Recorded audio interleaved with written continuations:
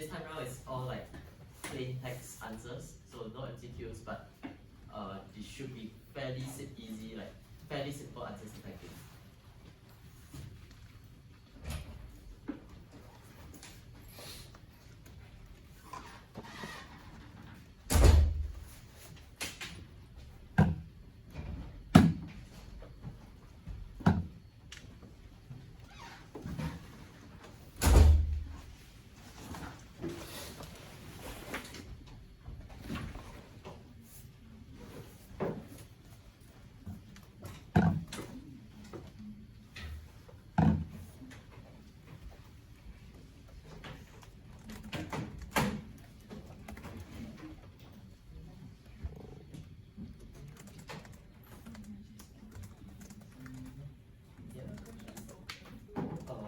It should be, I think.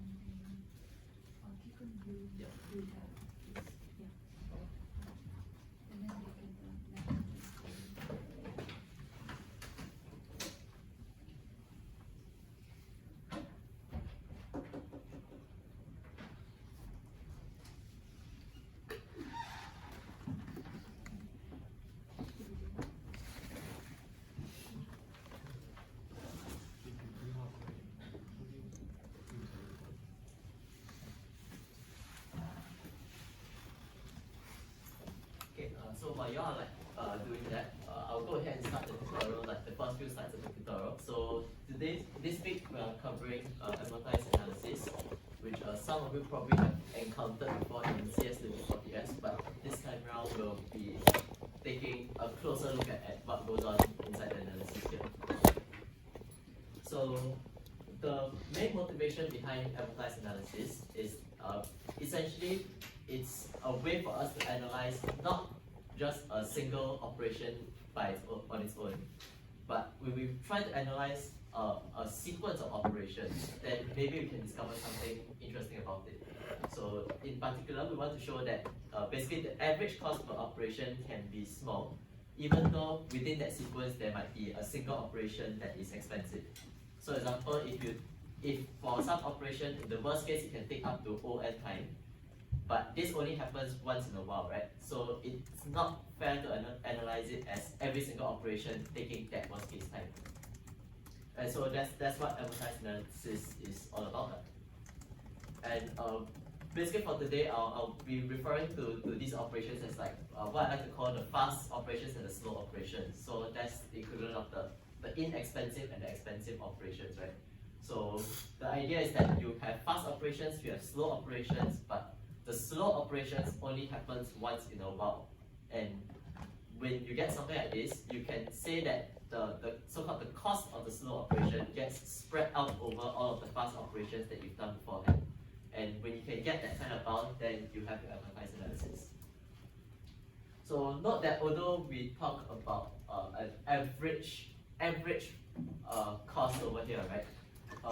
There is in fact no probability involved in this whatsoever. So if you have anything to do with amortized analysis and you start talking about like average case or expected running time, if you say any of those things inside the question, then you'll be immediately wrong. So just something to take note, it's a very common thing to get wrong, or a very common thing to misunderstand. So instead, our amortized analysis is again concerned about the average performance of an operation in the worst case sequence of operations. So as you'll see throughout the tutorial, basically in amortized analysis, we're trying to figure out that like given certain operations, right? First you figure out like what is the worst case possible ordering for them, and then under that worst case ordering of operations, like under that sequence, what is the average running time in that case? And then that is what amortized analysis is all about.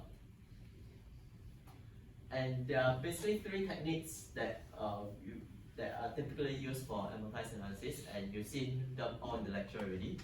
So the first one is what we call the aggregate method, or also known as the summation method. So this is basically a very like crude method. You just add up the cost of all the operations in sequence and then take the average. So that's quite easy to understand like how it works, right? It's just really add up everything, divide by number of operations you have, that's the average cost. So this is quite intuitive, but then when it comes down to the actual math of having to sum everything up, sometimes the math can get a bit tricky.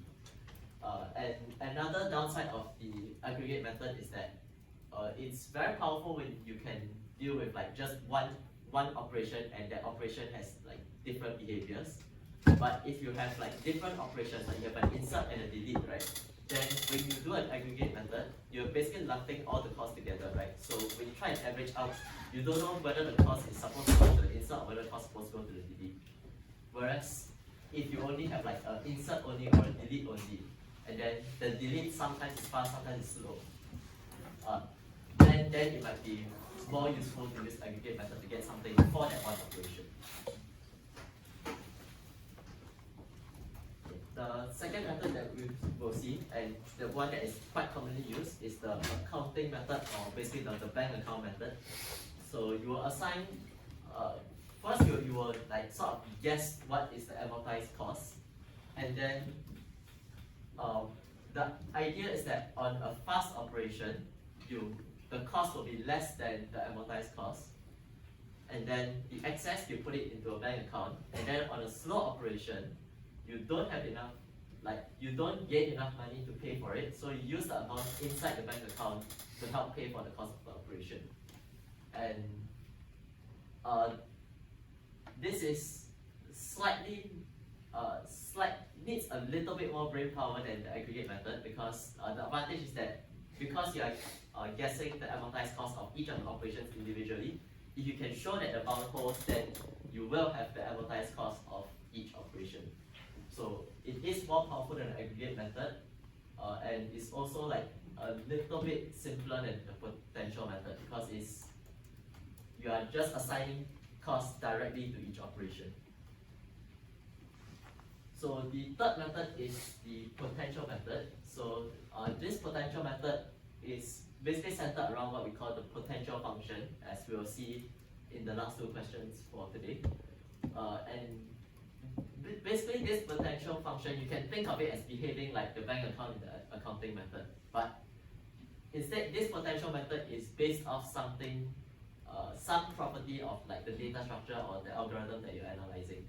So it is something that all you need to know is that it's a function that goes up when you have a fast operation and it goes down when you have a slow operation.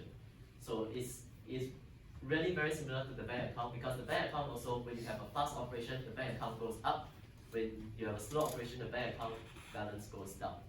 Yeah, so it's the same idea here. Right, so on to question 1 for today. We have a data structure that has 4 operations on it. So you can see that it's kind of like a queue, just that with extra things. So other than your NQ and DQ, you also have like kind of like a multi-delete, where you delete k elements from the queue in one operation. So this definitely has to take like order k times. And then add set A, and then the number of items in the set A always has like m elements in it. So this add operation is basically like m and q operations like put together into one single operation. Right, so now we want to analyze what happens when we do a sequence of operations consisting of like some number of calls to each of these operations. And again, what is the maximum total running time when we get such a sequence? So again, like we want to find what is the maximum total running time, right? For amortized analysis, we want to consider what is the worst case sequence of operation? What is the worst possible ordering of these operations that maximizes the running time? And then we try to amortize it from there.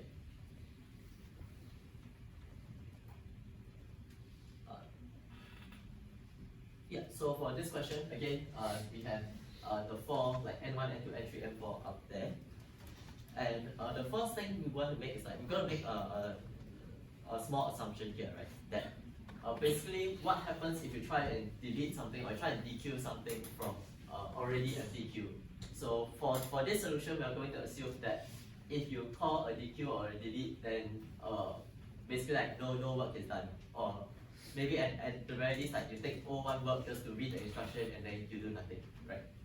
So another possible assumption you can make is just to assume that this case will never happen, right? Because I think if you try in Java, you try and dequeue something from empty queue, you will get an exception. So you can also make that assumption as well. Just remember to state what assumptions you are doing when you are answering the question.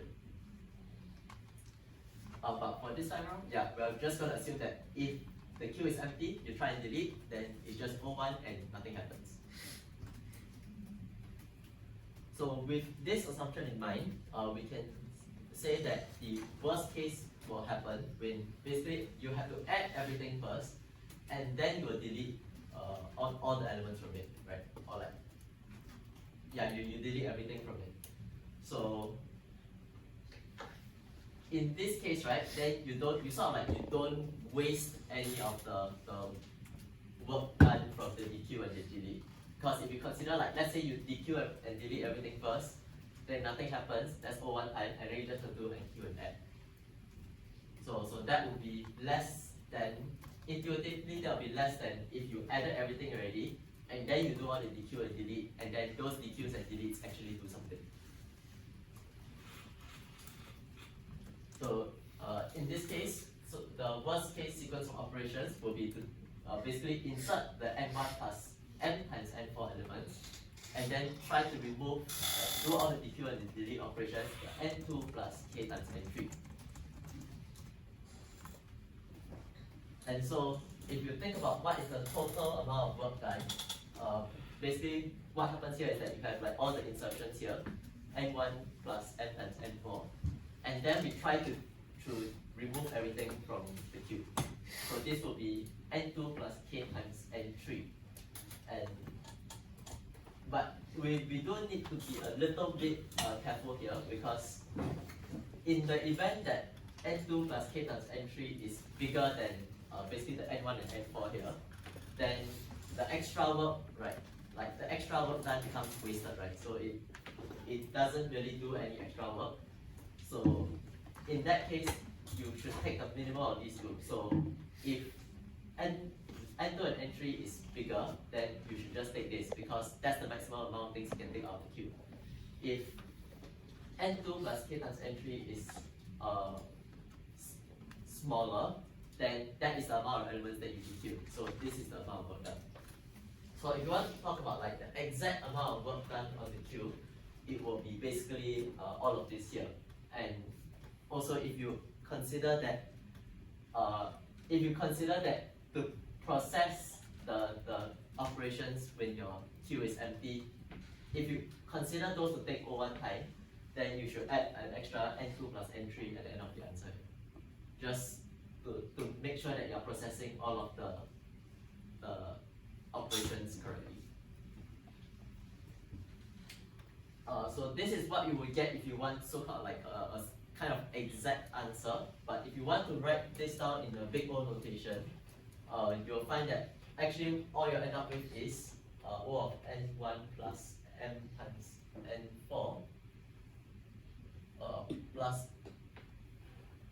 n2 plus n3, right? And that's all you need to simplify it to, right? You actually don't need to write this minimum here, because if you actually think about it, minimum means either one of these is going to happen. If n2 and n3 is smaller, then you are going to take this as your minimum. But because this is smaller than that, then you are just going to take those because it's the dominant term. If this is larger, then you're going to take the minimum, which is n1, n4, and you already have n1, n4 over here. So if you simplify a big O notation, you actually don't need to write this minimum here. So it's just n1 plus n plus n4, n2 and n3. And yeah, that's pretty much it for this question. Any questions so far?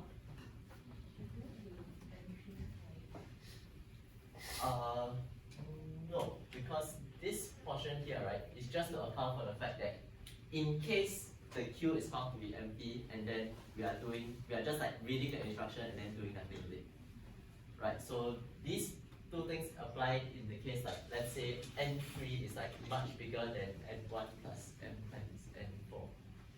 Yeah, or n2 or n3. Like if either one is like much bigger than those, right, then those become dominant term in your running time. So you kind of have to capture them inside your big notation as well.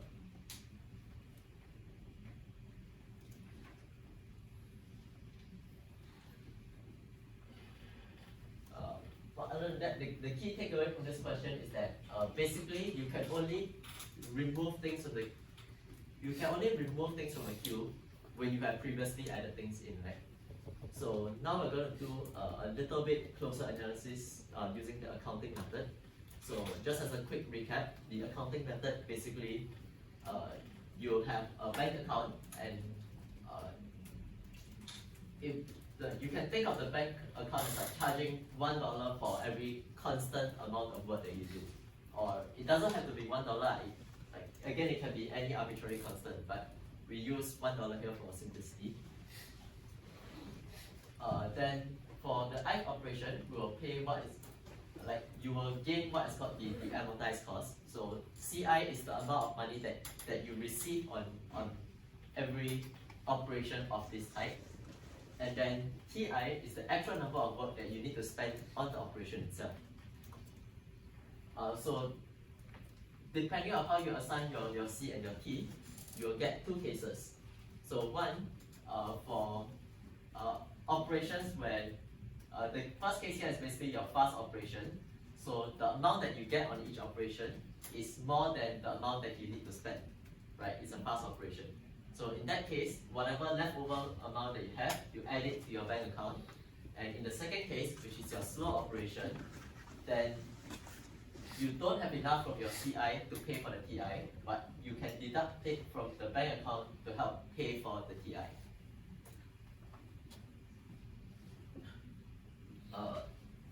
Then the important thing to show here is that basically your bank account balance will always start at 0, and the bank account balance is never allowed to be negative at any point in time, right? So it doesn't matter whether it's like the first operation or like 1,000 operations down the road, the bank account balance is not allowed to be negative ever. So this means that even if your bank account has like 1,000 in it, and you try to deduct log n dollars from it, then that's still not enough, right? Because log n can be arbitrarily big. And so mathematically, what we are saying is that at any point in the execution, right? For n equals to 1, the first operation, n equals 2, the first 2 operations, n equals 3, the first 3 operations, so on and so forth, all the way. At any point in time, the total amount that you spend on your operations does not exceed the amount that is given to you through your amortized cost. And when you can show a bound like this, then the total amortized cost will be, it's an upper bound on the total actual cost that you are doing here. So for this bank account method, it's all about how you choose this CI as your amortized cost, and then go about showing that the bounds hold. Okay, so the steps that you need to take when you are doing the accounting method here. First, you need to assign the amortized cost to each operation. So you identify when are your operations fast and when are they slow.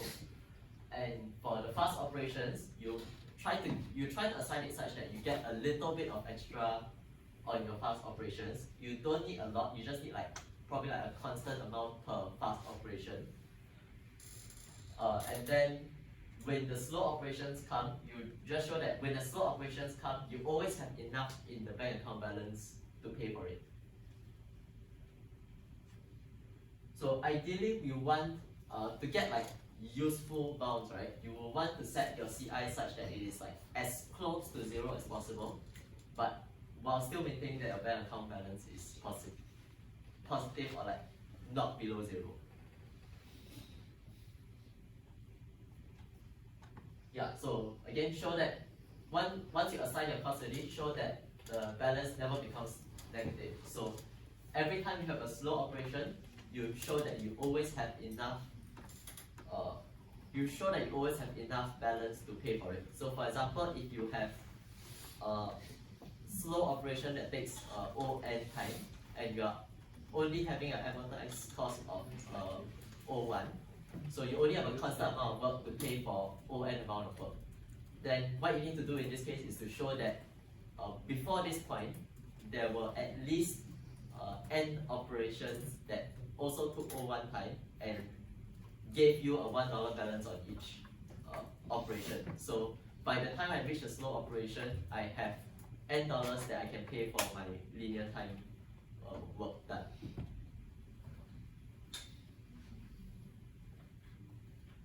Yeah, then to get an upper bound on total cost, you just need to add up like the amortized cost over the entire sequence here, and that will get you the total cost of that entire sequence, if that is what you're interested in. If not, once you are done with step 2 and you just need to show what's the amortized cost, then yeah, all you need to do is identify CI and show the bound, and then that's it. Okay, so on to question 2, which is the same as question 1, except that now we want to use the accounting method to find the upper bound on the running time of this sequence of operations. Along the way, we also want to find what is the amortized cost of each operation here.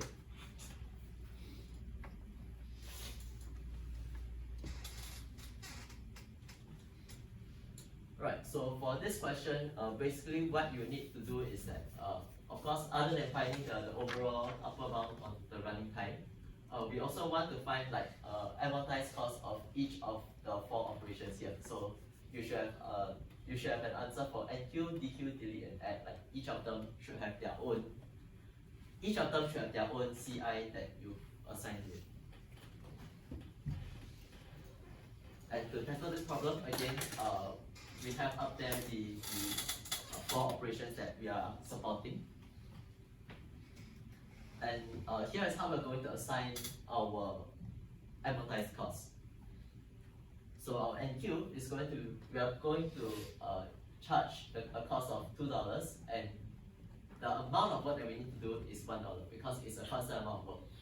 And actually this CI can be pretty much any constant as long as it's enough to pay for the work done with some leftover. But we are just going to assign it $2 because, like I said, we want to keep this as low as possible so that not only is our analysis simpler, but it will also be like easier to keep track of like what's going on. Okay, so one thing is that it's easier to keep track of what's going on when your bank account balance is as close to 0 as possible. The second thing is that when you make your bounds here as low as possible, then intuitively your amortized cost will also be like a tighter bound, right? So you can charge $1 for this, and the bounds will still hold, but then it will not be the tightest possible amortized running time, right? So in this case, we're going to charge $2, which is a constant that is enough to pay for the work done with some leftover. So again, $1 is used to pay for the work that you need to do, and $1 is stored in the bank account. And when you're writing out a solution, a useful thing to do might be to note down like what you're storing in the bank account, right? What do you intend to use this extra money for? So that when you get to the slow operation, you can say that, you see, I specifically stored money here for the purpose that I set out. Right? So for our DQ, this time around we can actually afford to charge $0 here. You can still charge $2 here and just have more balance in the bank account, but then again, there's not much point in that. So you can, in this case, charge $0, and the reason why this works is because you have $1.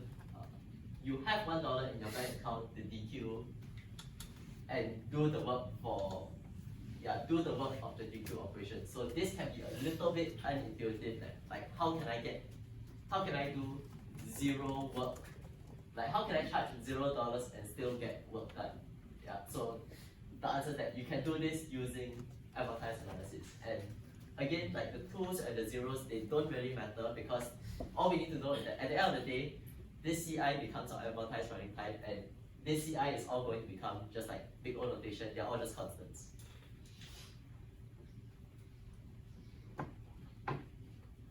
Yeah. Then our delete.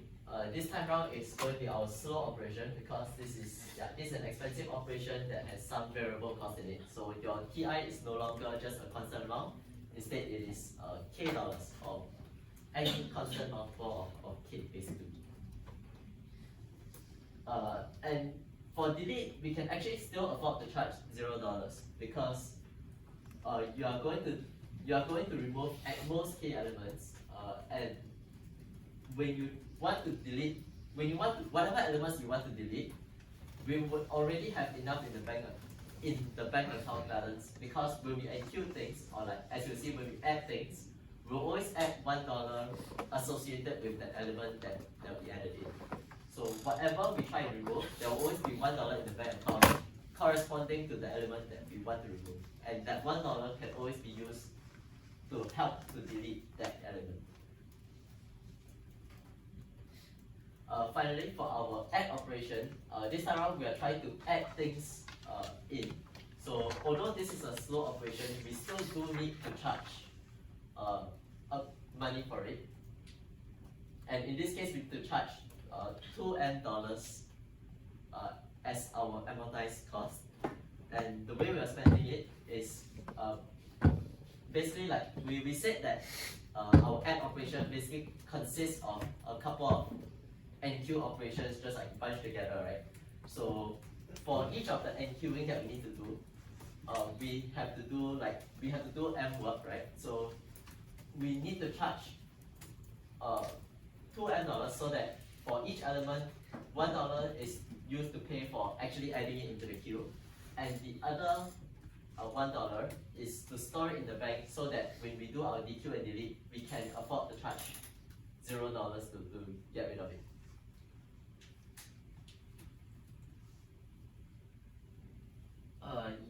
So any questions on this so far? Might take a bit of time to understand what's going on here.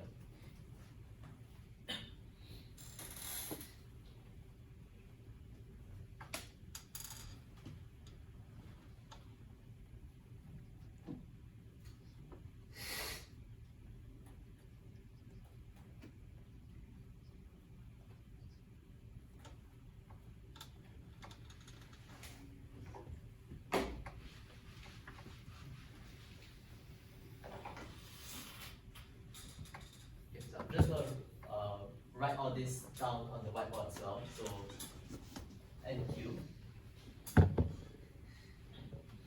CITI.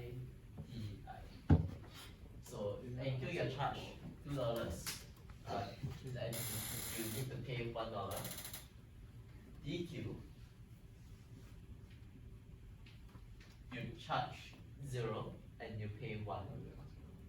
Delete you charge 0 to pay K, and then for add, you charge 2M, and you are paying M.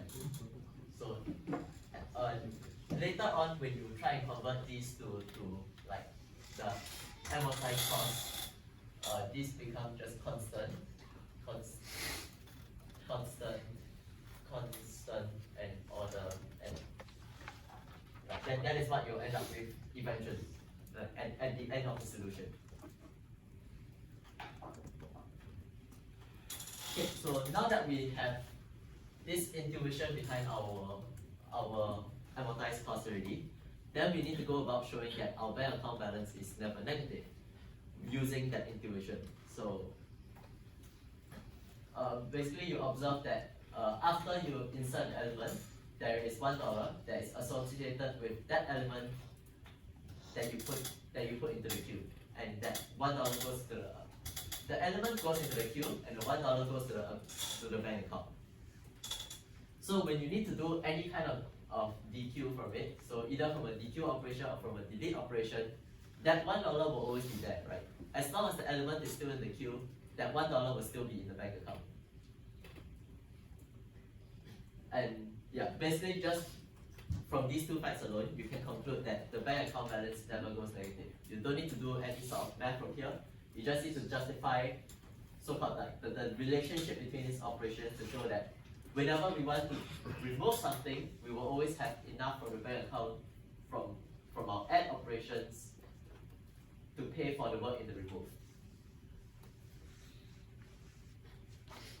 Yeah, so the balance will never go negative, and if you want to think about what is the upper bound on the total running time, again you just need to add up the amortized cost of all the things here. So N1, N2, N3, and N4. If you add based on the cost that we assign here, you'll get basically 2 times N1 plus N times N4, which is quite close to what we got in question 1, right? In question 1, if you write it in big O notation, you end up with just this and then N2 and N3. But in this case, you are assuming that the N2 and N3 they don't do anything extra, so it's fine, I guess. So one thing to note is that this is going to be a bit less precise than the aggregate method, because we're just assigning things, and then whatever we get from here, our sum of CI here, this is just an upper bound on the actual amount of work done. In the aggregate method, you are actually just like summing up all of the actual work done, divided by the number of operations that you have. So that is the aggregate method. And then in accounting method, you are finding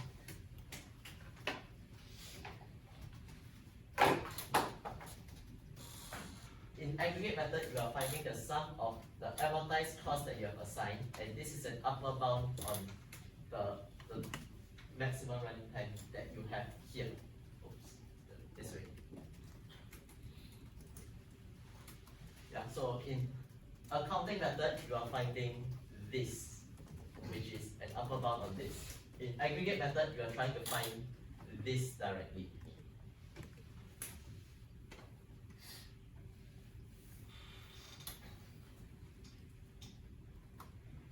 Okay, so we'll move on to like the last two questions. Both talk about the potential method here. So this is something that might be a little bit difficult to pick up at first, but it should be something that you can get the hang of it pretty quickly.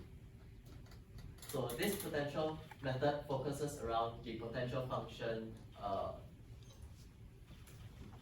I believe this is what's called phi, right? So yeah, this is phi, the potential function, and this is basically like this potential will go up and down, and so we denote like phi of I as the potential at the end of the ith operation. And there are two important properties that we need to show about this potential method. So one, at the start of your algorithm or whatever, like right at the beginning, your starting state has to be, the potential at the starting state has to be 0. And then throughout the course of the algorithm, this potential never goes negative. Right, so you can see some similarities between this and the bank account method. So in fact, you can actually think of the potential here as just the bank account, because basically what you're going to do is that on a fast operation, the potential will go up. So just like a bank account, the bank account balance also goes up. And then on a slow operation, the potential goes down. And similarly, like the bank account also goes down. And the main advantage of the potential method is that basically this potential function is some property, like some interesting property that is associated with the algorithm or the data structure that you're analyzing. So it will depend on the exact case that you are trying to analyze, like the exact thing that you're dealing with. But typically the potential function is something that you can easily identify based on the algorithm or the data structure that is given to you. And Yeah, so the key advantage over the potential method, that the potential method has over the bank account method is that instead of trying to talk about like what each operation does to the bank account and then trying to justify things with just like what's in the bank account, you just need to talk about the potential function because it's related to the data structure that we are analyzing. Then we just have to talk about how the operations affect the potential function, right? Because that should be easier to justify than try to argue with some bank account balance and we don't necessarily know what's inside the bank account balance. Yeah. So again, for your amortized cost, you define it to be the actual cost plus the change in potential. So if you have a fast operation, you will have a small actual cost, and then plus some increase in your potential. This will be positive. If you have a slow operation, this is very big, and your potential decreases. So this is negative. And we want to analyze things over n operations. It will just be the actual cost of the n operations, and then the change in the potential from where you are at the end versus where you are at the start, which this is just 0, right? Then what you will get here is, again, because it's very similar methods to the bank account, your total amortized cost you get will just be an upper bound on your total actual cost that you have. Right, so question 3, where again we're talking about the queue with 4 operations, and then now we want to use the potential method to find the amortized cost and the upper bound of the running time of this sequence of operations. So again, the first thing that we need to do is to find what is the potential function, and then we figure out how the operations affect the potential function.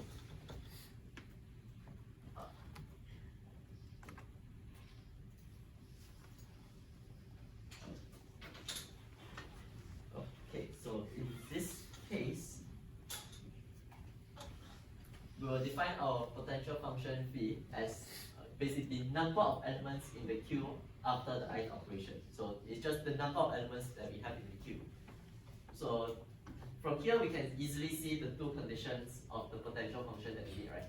At the starting state, your potential is 0 because there's nothing in your queue. The potential function is also always non-negative. That should be quite obvious, right? Because you can't have a negative number of elements inside the queue. Like just by the way we defined it, this can't ever be negative.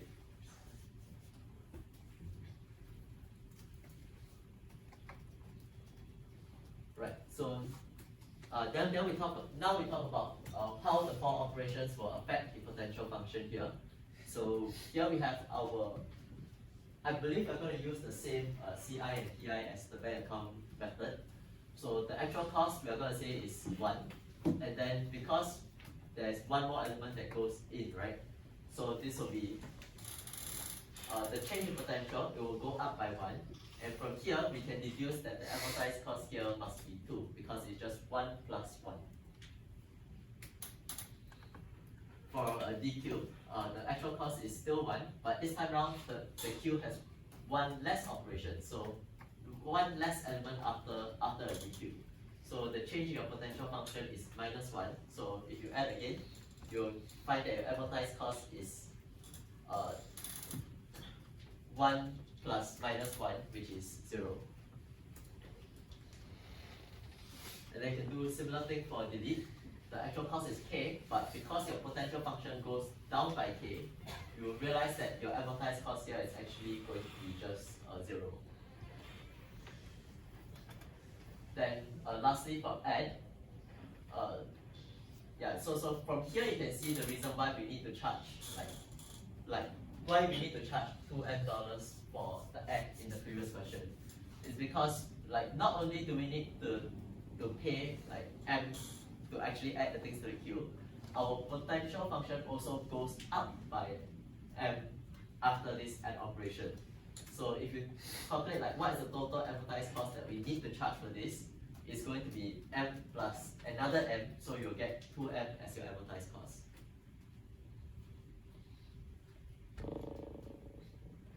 then finally, once you have like the amortized cost for each of your operations, then to get the upper bound of the running time, you just have to sum everything up again. So you'll get basically the same answer as whatever you got in question 2.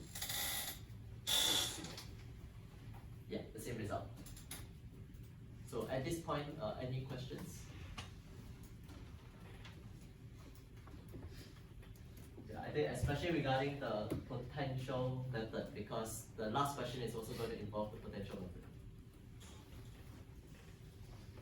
Okay, if not, then we'll talk about dynamic tables here. So dynamic tables, as described in the lecture, is basically you think of it as like a resizable array, which is essentially it's like the array list in Java or the vector in C++. Yeah, it's just an array that can grow and shrink. Then some basic definitions. I think this also you all probably have seen this in the lecture already, but even if you haven't, I think it's quite intuitive based on the names to figure out like what they do and how much time they take. So I'll move on to the actual question 4 here. So in the lecture, you all saw how to do the analysis for insert only dynamic table. So this question is now a delete only dynamic table. And so we suppose that there are m elements in the table at the start, and then we want to use potential method to find what is the amortized cost of deleting all of the elements here. So again, as with any question involving the potential method, the first thing you need to do is identify what is the potential function, and then only from there we can figure out what do the operations do that affect that potential function, and then from there you can figure out what is the amortized cost. Based on the information that we have. So this one, there's actually like a few like parts that we need to take care of here. So first we're going to have we're just going to build like a sort of like table to help us organize our information here. Basically our operation, although we only have we're only doing deletions, that delete operation has like 2 kinds of behaviors, right? There are 2 cases that we need to handle. So the first case is that the table does not shrink, right? So if you saw the algorithm here, first of all, you are going to delete something, and then there's a case that you just delete and then that's it. Or there's another case where if your table becomes exactly half full or half empty, then you need to do some extra thing, which is to resize the table back down to half the size and then copy everything over.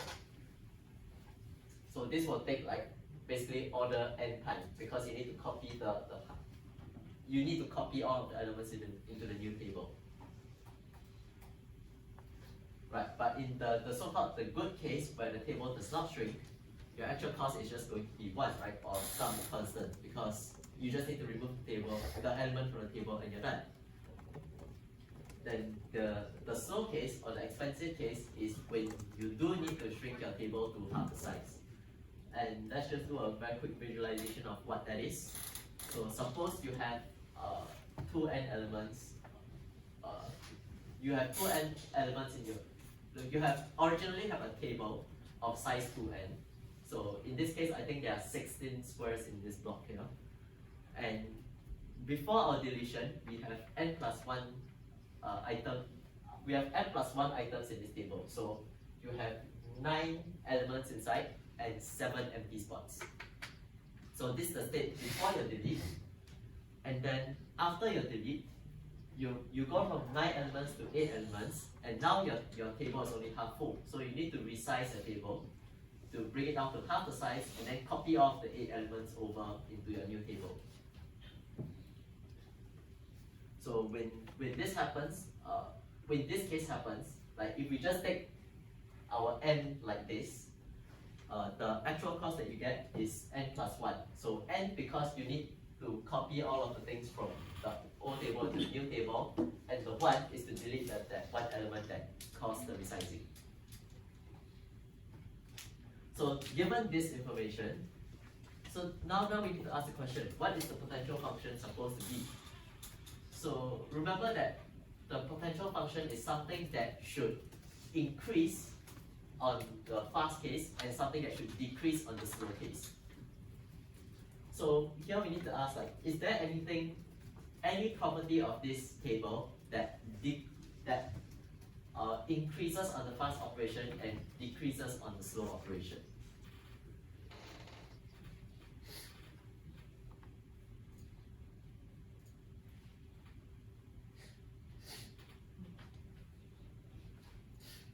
Okay, yeah, so I'm briefly checking Archipelago right now, and for those of you who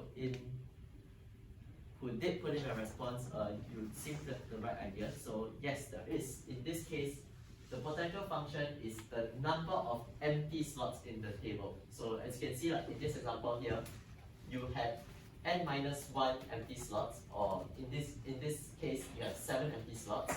And when you do a resizing, you go from 7 down to 0. Yeah, so more formally, you define your potential function as basically the size of the table minus the number of elements that you have inside. So this is the number of empty slots in your table. Right, then now that we have a definition of the potential function, we can look at what the change in potential is supposed to be. So if the table does not shrink, you gain 1 empty space. And if the table does shrink, you basically lose all of that. Yeah, if the table does shrink, you lose all of those empty slots. So you will basically you'll lose n minus 1 empty slots, right? Yeah.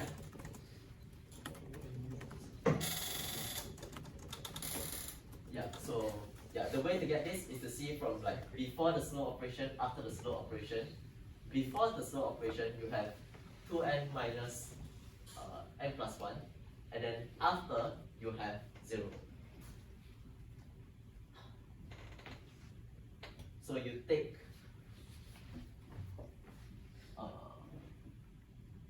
phi of I minus phi of I minus 1, right, which is your basically your change in potential function. This is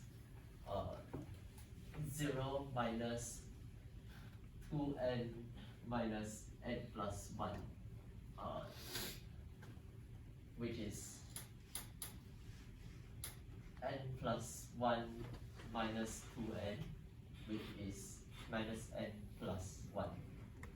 Yeah, that's how you get this here. The other another way is to intuitively see it's that before a deletion, there are n minus 1 empty spots, and after a deletion, there are no more empty spots. So it's basically just minus n minus 1, right? That's another way that you can write it.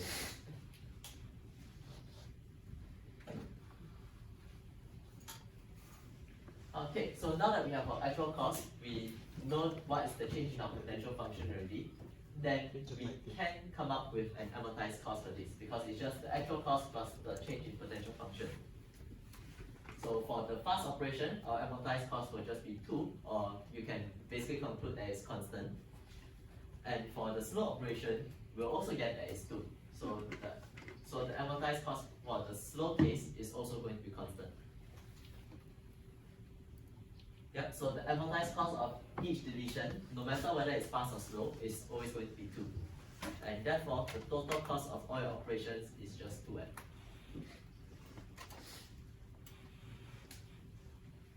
Yeah, so any questions so far? Then if not, then there's just one last point that I want to make on this question here. So there is one small issue with the solution that's presented on this slide. So there's one small assumption that we have not checked. So can you all tell what it is?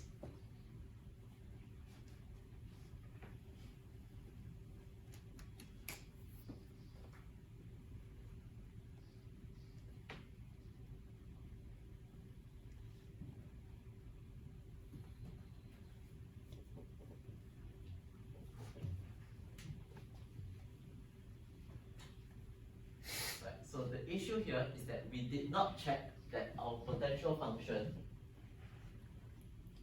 at the beginning is 0. We did not check this, right? Because when we said at the start of the question here, we said that the table contains m elements at the beginning, but we didn't say that the table was full at the beginning, right? So it's possible that there was some empty spaces in the table even before we started our algorithm. So that is something that I think the profs missed out because it's not captured in any part of the solution. If you look at the solutions on Friday, they won't talk about this, but it's something that you should bear in mind, because you should always remember that when you do your advertised analysis, it always has to start from some kind of an empty state, right? So if let's say this is precisely our m at the start, right? Like our m is just 1 above having to delete. Then no matter how, right, after your very first operation, your potential will go down, and then your potential will go negative, right? So that's not allowed. You're not supposed to have like negative potential at any point, right? Or even if you try and use the bank account balance, if your very first operation is the slow operation, then your bank account balance will become negative. So when you have a case like this, your amortized analysis breaks down. So that's why it's very important to take note of at which point you are starting your amortized analysis from, and generally you want it to be some kind of blank state. Like for our first 3 questions, we say that the queue must start from an empty queue, and because we start from an empty queue, then the bank account balance can be 0, the potential functions can be 0, and all of our analysis works out. If you do not start from a case with 0 bank account balance or 0 potential function, then you'll get a lot of complications and your analysis might even fail entirely. So that is an assumption that you always need to check, and an assumption that you will have to make if necessary.